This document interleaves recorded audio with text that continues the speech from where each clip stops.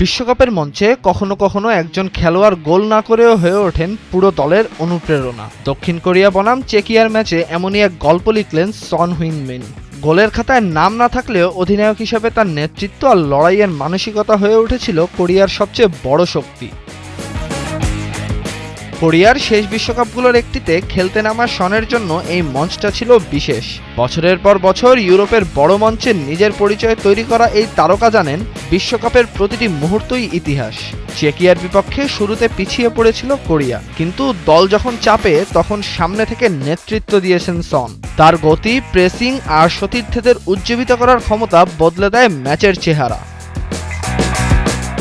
এই জয় শুধু দক্ষিণ কোরিয়ার 3 পয়েন্ট নয়, এটি এশিয়ার জন্য একটি বড় বার্তা। বিশ্বকাপের মতো মঞ্চে ইউরোপের শক্তিশালী দলের বিপক্ষে পিছিয়ে থেকেও ফিরে আসা প্রমাণ করে এশিয়ার ফুটবলার আগের জায়গায় নেই। জাপান, দক্ষিণ কোরিয়া, ইরানের মতো দলগুলো এখন বিশ্ব ফুটবলে নিজেদের অবস্থানের জানান দিচ্ছে।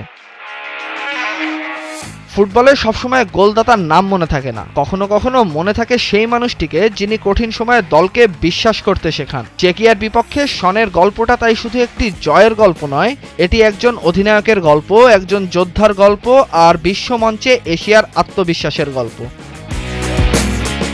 তাহসিনুল বাকি ফাহিম, ভোরের কাগজ।